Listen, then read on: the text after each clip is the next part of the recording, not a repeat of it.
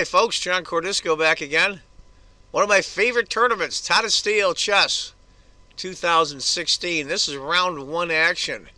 The 78th edition, I might add, of Tata Steel. Played in Vikensee, the Netherlands, a little small town in the Netherlands. That'd be a really cool trip. I know it's cold as heck in January, but that looks like a really nice town. I bet you it's beautiful there in the summer. Anyway, this is between David Navara's white from Hungary, top grandmaster, against the current world champion Magnus Carlsen. Of course, you always have to be leery of Carlsen, but this is round one, and this is a really long tournament. It's over 2 weeks long. So let's see how it goes. It's going to be a Queen's Gambit declined.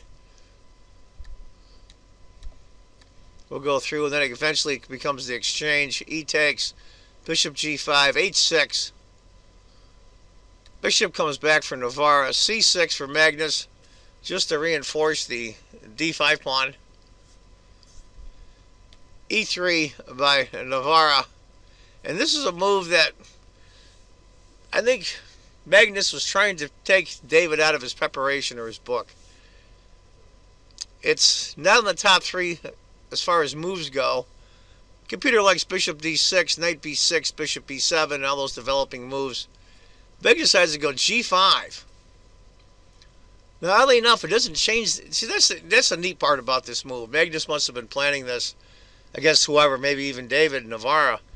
But the cool part about it is it changes the evaluation. None at all. So even if it wasn't one of the top three moves in the computer, it's still a good move. Now you're thinking to yourself, well, what's going to happen here? He's butching up his king side. Well, let's see. Bishop comes back. Knight goes there. Now the bishop's got to be traded. Bishop D3. He takes the bishop. H takes. Looks a little hairy on the H pawn, which is a hairy the H pawn, as Nigel Short calls it. Bishop G7. Castles. I like Knight B6 myself, or Queen E7. But Meg decides to go A5. A3 by Navara. Castles. Queen C2. Okay. Small advantage for white.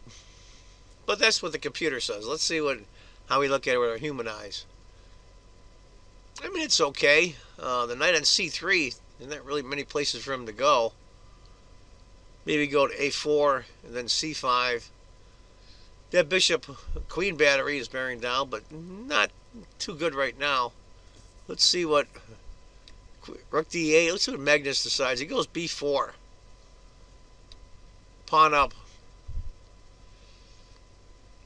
Really wouldn't want to take here as white. It isolates your A pawn. So Navara went knight to A2. The bishop now pawn takes. Rook takes. Knight B4.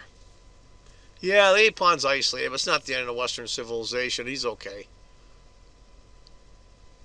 Queen has to go to A8 because what's going to happen is you're going to get this. Now bishop checks. King to H8.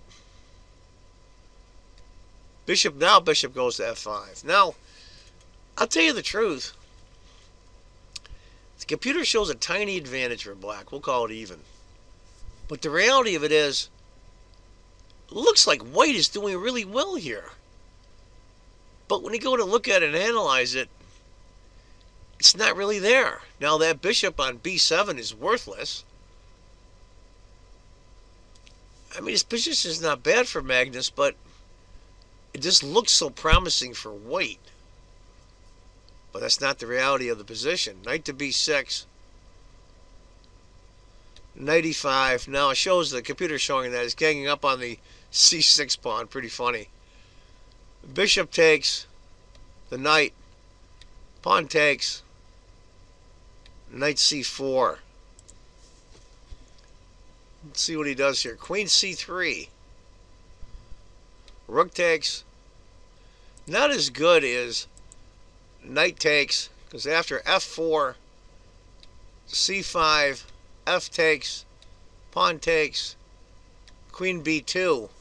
Black is doing well. You're going to look at a scenario. Rook takes. Queen takes. Well, maybe take that back. Maybe rook takes. Then queen takes. And those double pawns, all he do is bring the rook over. And he can guard those pawns. Those double pawns are worthless. So, white's doing well there. So after rook to a3, queen to d4, c5.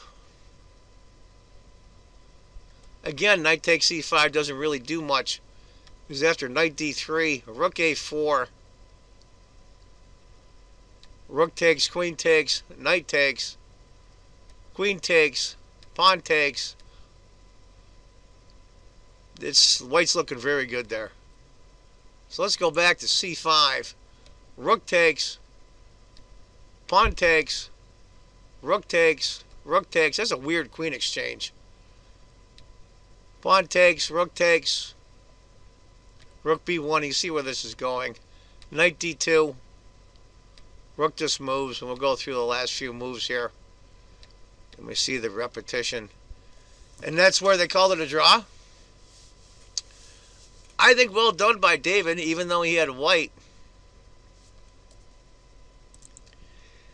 During the interview, there was a short interview with David Navara being interviewed by Yasser Seirawan. You'll see it on livestream.com.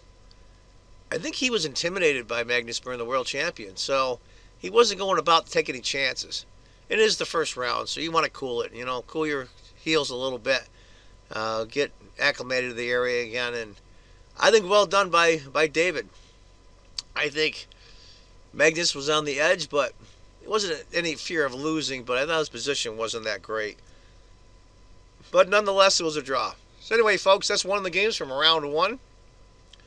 This 78th edition of Tata Steel. I hope you enjoyed it. Look for other videos from this tournament. And as I always say, if you think chess is just a game, you're not playing it right. Take care, folks. Bye-bye.